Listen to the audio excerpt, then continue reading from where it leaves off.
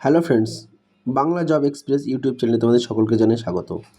তো রেলের তরফ থেকে এই সর্বপ্রথম এবং খুব ক্লিয়ারভাবে আমি একমাত্র রয়েছি যে রেলওয়ের অ্যাপ্রেন্টিস সম্বন্ধে আলোচনা করি। ঠিক আছে, একদম ইন ডিটেলস তোমাদের সামনে আলোচনা করবো। গত আমার ভিডিও দেওয়া ছিল সাউথ ইস্টার্ন রেলওয়ের অ্যাপ্রেন্টিসের যে 1784টা ভ্যাকান্সি বেরিয়েছিল, তার কিন্তু ওরা ডিবি করে দিয়েছে এবং ফাইনাল প্যানেল কিন্তু দিয়ে দিয়েছে। তো আগের ভিডিওতে আমি দিয়েছিলাম যে ডিবি সম্বন্ধে যে সমস্ত টোটালস ভিডিও এবং অ্যাপ্রেন্টিস করে কী সুবিধা কী লাভ। আর আজকের ভিডিওতে থাকছে কিন্তু বন্ধুরা যে দেখো ফাইনাল কিন্তু মেরিট লিস্ট বের করে দিয়েছে। ঠিক আছে, তো সেই সম্বন্ধে বিস্তারিত আলোচনা করবো আজকের মাধ্যমে।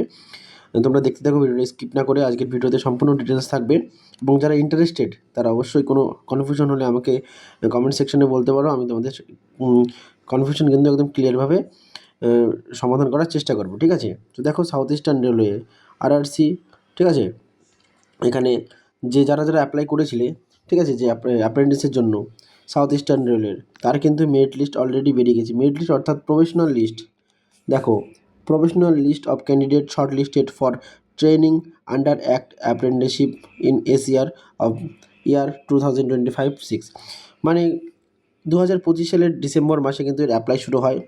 ইভেন আমি অ্যাপ্লাই করেছি, করার পরে আমি সিলেকশন হয়েছি, ডিভি করে এসেছি এবং ফাইনাল মেরিট লিস্টে কিন্তু আমার নামও এসছে বন্ধুরা। ঠিক আছে, তো চ্যানেলে নতুন হলে চ্যানেলটা অবশ্যই সাবস্ক্রাইব করবে, কারণ এত সুন্দরভাবে এই প্রথম বাংলাতে আমি রেলের অ্যাপ্রেন্টিস সম্বন্ধে তোমাদের বিস্তারিত আলোচনা করছি। সচরাচর করে না, সবই ম্যাক্সিমাম হিন্দি আর ইংলিশে, ম্যাক্সিমাম হিন্দিতে কিন্তু ডিসকাশন হয় এই অ্যাপ্রেন্টিস সম্বন্ধে। তো চলো বন্ধুরা, আজকে দেখে নিই যে কারা কারা শর্ট লিস্টেড হয়েছে এবং টোটাল কতজন শর্ট লিস্টেড হয়েছে এবং কবে হচ্ছে তোমাদের জয়েনিং লেটার দেবে এবং জয়েনিং লেটারে কী কী করতে হবে, এভরিথিং কিন্তু তোমাদের আজকে ডিটেলস বলবো। তার আগে আমি এখানে তোমাদের ডিরেক্ট একদম ক্লিক করে তোমাদের পিডিএফটা দেখিয়ে নিই।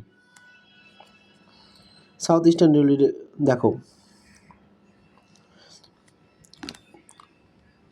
Professional shortlisted candidate against notification number ACRPQ, notification নাম্বারটা দেওয়া রয়েছে অ্যাপ্রেন্টিস ফর ইঞ্জিনিয়ার। ঠিক আছে, সাউথ ইস্টার্ন রেলওয়ে কিন্তু ফাইনাল মেরিট লিস্ট দিয়ে দিয়েছে। প্রথম লিস্টে দেখো বন্ধুরা, টোটাল 1700 প্লাস 1784 মতো ভ্যাকান্সি ছিল। তার মধ্যে কিন্তু সকলের ডিবিতে যায় না আমি বলেছি, অনেকে কিন্তু বাকি ছিল। টোটাল ফার্স্ট লিস্টে কিন্তু ডেকেছে দেখো বন্ধুরা 1271টা। ঠিক আছে, 1271 জনকে ডেকেছে এখনও কিন্তু। তার মানে ক্লিয়ারভাবে বোঝা যাচ্ছে সেকেন্ড মেরিট লিস্ট কিন্তু অবশ্যই বেরোবে, সেকেন্ড প্যানেল কিন্তু অবশ্যই বেরোবে এবং 7 ডিবি করার জন্য সেকেন্ড লিস্ট কিন্তু বন্ধুরা অবশ্যই বেরোবে। তো টেনশন করার কিছু নেই, যারা এর মধ্যে পাওনি তারা চিন্তা অবশ্যই। আর একটা সবথেকে ব্যাপার হচ্ছে এই সাউথ ইস্টার্ন রেলওয়ে কিন্তু এখনও কাটা পড়া জারি করেনি যে কত লাস্ট নিয়েছে। তবে আমার মেনে চলো, আমার পরিচিত একটা বন্ধু ঠিক বলবো না, ওখানে গিয়ে আমার পরিচিত হলো, ওদের জিজ্ঞাসা করলাম, ওরা বললে মোটামুটি 60-62% একজন পেয়েছে, তারাও কিন্তু ডাক পেয়েছে 60%। তাহলে বুঝতে পারছো বন্ধুরা কত কম কাট অফে গিয়েছে। ঠিক আছে, তো দেখো এত 1272টা রয়েছে, তার মধ্যে বিভিন্ন ট্রেড রয়েছে। ঠিক আছে, এখানে আমার লিস্টটা আমি দেখিয়ে দিচ্ছি তোমাদেরকে এবং আমি বলে দিচ্ছি।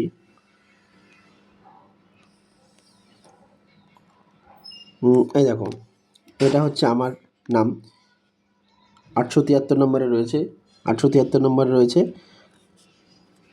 ঠিক আছে, আমার কিন্তু খড়গপুর ওয়ার্কশপে হয়েছে, দেখতে পাচ্ছ, ওয়েল্ডার পোস্ট এসসি। ঠিক আছে, কৌশিক সিনহা, এটা আমি।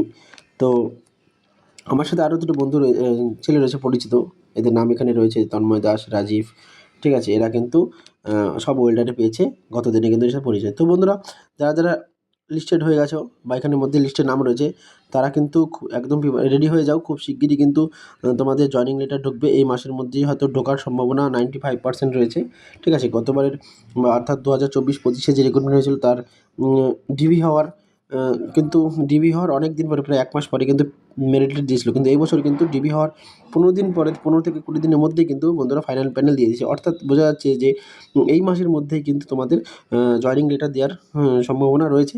তবে জয়েনিং লেটার যেদিন দেবে তোমাদের, অনলাইনে দেবে, তার থেকে 15 দিন পরে তোমাদের কিন্তু জয়েনিং করতে হবে, 15 থেকে 20 দিনের মধ্যে। ঠিক আছে বন্ধুরা, আর তার আগে তারা ন্যাপস পোর্টাল, ঠিক আছে, NAPS অর্থাৎ অ্যাপ্রেন্টিসের যে একটা পোর্টাল থাকে, ঠিক আছে, এনসিএস ন্যাশনাল ক্যাডেট, ঠিক আছে, সেই ন্যাপস পোর্টালে গিয়ে কিন্তু তোমাদের 100% প্রোফাইল কমপ্লিট করতে হবে, ঠিক আছে বন্ধুরা। 100% কিন্তু প্রোফাইল কমপ্লিট না করলে কিন্তু তোমরা জয়েনিংয়ের সময় তোমাদের দেরি হতে পারে। জয়েনিং আটকাবে না, তবে দেরি হবে, ঠিক আছে। ওরা আবার ডেট দেবে, আবার ঘুরিয়ে কিন্তু তোমাদের আসতে বলবে। তো বন্ধুরা, তাহলে যারা যারা হয়ে গেছো এবং যারা যারা হওনি তারা চিন্তা করার কারণ নেই। সেকেন্ড মেরিট লিস্টে কিন্তু আরও অনেকগুলো রয়েছে, কারণ যে সমস্ত জোনে এখনও পর্যন্ত বেরিয়েছে, যেমন হচ্ছে নর্দার্ন রেলওয়ে, ঠিক আছে, নর্দার্ন রেলওয়ে, তারপরে প্রয়াগরাজ, ঠিক আছে, তারপরে আরও অনেক রয়েছে সেন্ট্রাল, ঠিক আছে। এগুলো কিন্তু অনেক কিন্তু ভালো ভালো যাদের অনেক অনেক পার্সেন্টেজ নাম্বার রয়েছে তারা কিন্তু অলরেডি সেখানে কিন্তু জয়েনিং হয়ে গেছে, সেই জন্য কিন্তু কম কাট অফে যাচ্ছে। এখনও আমি প্রায় 10 থেকে 11টা, ঠিক আছে, 10 থেকে 11টা জনই কিন্তু আমি অ্যাপ্লাই করেছিলাম। তো সাউথ ইস্টার্নে খড়গপুরে আমার হয়ে গেছে, এরপরে আরও অনেক রয়েছে, কপুরথালা রয়েছে, নর্থ ওয়েস্টার্ন রয়েছে, সাউথ ওয়েস্টার্ন রয়েছে, এরকম কিন্তু অনেক রয়েছে, নর্দার্ন রেলওয়ে রয়েছে, প্রচুর কিন্তু এখন রয়েছে। তো কাট অফ যাওয়ার সম্ভাবনা কিন্তু অনেকটা কম বন্ধুরা। আর এদের মধ্যে তোমাদের বলে রাখতে, যারা বলেই তো দিলাম তোমাদের ন্যাপস পোর্টালে যারা যারা 100% কমপ্লিট করছে তাদের ঠিক আছে, কোনো ব্যাপার নেই। আর যাদের যাদের করা নেই তারা অবশ্যই করে নাও, কারণ জয়েনিংয়ের সময় তোমাদের ডিলে হয়ে গেলে তখন তোমাদেরই সমস্যায় পড়বে। আর হচ্ছে তোমাদের হচ্ছে বন্ধুরা বলে রাখি, কারণ ন্যাপস পোর্টালের করার মাধ্যমে হচ্ছে একটাই কারণ, ওরা কন্ট্রাক্ট সাইন তোমাকে করিয়ে নেবে যে 1 বছরের মধ্যে তুমি তাদের পারমিশন বা অন্য কোনো জায়গায় তুমি জয়েনিং বা অন্য কিছু কাজে হঠাৎ করে ছেড়ে দিতে পারবে না। তাহলে কিন্তু তোমার অনেক সমস্যা হতে পারে রেলের তরফ থেকে। রেল কিন্তু এইসব দিক দিয়ে খুব স্ট্রিক্ট। তো যদি কোনো সমস্যা হয় বা তুমি যদি কোনো রেলের চাকরি পাও তাহলে তো তোমাদের কোনো সমস্যা হওয়ার কথা নয়, তুমি যেতে পারো। বাট যদি স্টেট গভর্নমেন্টের কোনো চাকরি পাও বা অন্য সেকশনের রেলওয়ে বাদ দিয়ে অন্য যে সমস্ত ডিপার্টমেন্ট আছে সেসবে যদি চাকরি পাও, তাহলে কিন্তু তোমাদের যে অফিসার রয়েছে, ঠিক আছে, উপরে সেই অফিসারকে জানিয়ে, ঠিক আছে, তোমাদের কিন্তু সেখান থেকে রিলিজ নিতে হবে, ঠিক আছে।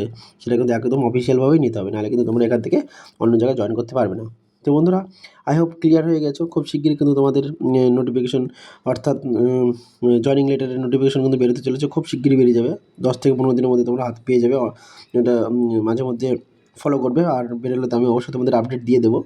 তো যারা যারা এখনও ভাবছো যে এই বছর যারা অ্যাপ্লাই করোনি, ঠিক আছে, যারা পরের বারের জন্য অ্যাপ্লাই করতে চাচ্ছ তারা অবশ্যই কিন্তু অ্যাপ্লাই করবে। অনেক অপরচুনিটি রয়েছে, 20% কিন্তু কোটা রয়েছে রেলের তরফ থেকে, ঠিক আছে। তো যারা যারা এলিজিবল, মাধ্যমিকে ভালো একটা নাম্বার পেয়েছো প্লাস ITI করে রেখেছো, তাদের জন্য কিন্তু ভালো একটা অপরচুনিটি, অনেকে কিন্তু জানে না ঠিকঠাক করে। তো আমি সবাই কিন্তু হিন্দিতে ভিডিও দেয়, আমি বাংলাতে প্রোভাইড করছি, সম্পূর্ণ ইন ডিটেলস আমার জানা আছে অ্যাপ্রেন্টিস সম্পর্কে। তো যদি কোনো সমস্যা হয় তুমি আমাকে কমেন্ট করতে পারো, ঠিক আছে, আমি তোমাকে তোমাদের সমস্ত সমস্যার সমাধান করে দেবো। তো আই হোপ ভিডিওটা ভালো লেগেছে।